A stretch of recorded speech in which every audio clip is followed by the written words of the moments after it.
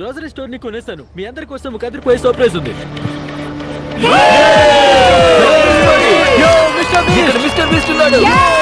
Attention everybody, మీరంతా ఇప్పుడు ఒక మిస్టర్ బీస్ట్ వీడియోలో ఉన్నారు. మీలో ఎవరైతే ఈ స్టోర్ నుంచి అందరికంటే చివరిగా బయటికి వెళ్తారో వాళ్ళు అక్కడున్న $2,50,000 ని గెలుచుకుంటారు. ఇది ఇంట్రెస్టింగ్ గా ఉండబోతుంది. వీళ్ళెవరో కూడా నాకు తెలియదు. వీళ్ళు నా స్నేహితులు కాదు, కేవలం సాధారణ కస్టమర్స్ అంతే. వాళ్ళకి చాలా ప్రశ్నలు ఉంటాయని నాకు తెలుసు. రండి వాళ్ళతో మాట్లాడదాం. మీరు ఇప్పుడు మిస్టర్ బీస్ట్ వీడియోలో ఉన్నారని మీకు తెలుసా? ఏంటి మిస్టర్ ఏంటి?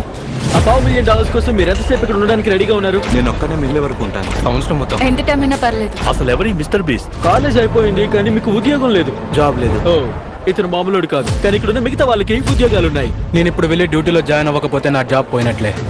నేను నిర్ణయం తీసుకున్నాను, అందుకే ఇక్కడే ఉన్నాను. తను మా మేనేజర్. నేను ఇక్కడే ఉండాలని అయితే తనకి మాట్లాడతా. చెప్పి ఒప్పించడానికి ట్రై చేస్తున్నాను. ఇదిగోండి, తను గెలవడానికి మీరు ఛాన్స్ ఇస్తారా? తను ఖచ్చితంగా పని చేయాలి. సో ఎవరైతే పాల్గొనలేకపోయారో లేదా వద్దనుకున్నారో మీరు వెళ్ళిపోవాలనుకుంటున్నారా లేక పోటీ చేస్తారా?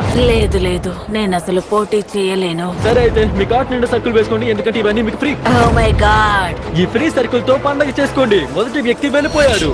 ఎప్పుడైతే సర్కిల్ ఫ్రీ అని తెలిసిందో చాలా మంది వెళ్ళిపోయారు. ఆ రెడ్ లైన్ దాటితే మీరు గేమ్ నుంచి ఎలిమినేట్ అయినట్టే. ఆల్రైట్, ఆమె అవుట్ అయిపోయింది. జనాలంతా ఈగల్లా రాలిపోతుంది.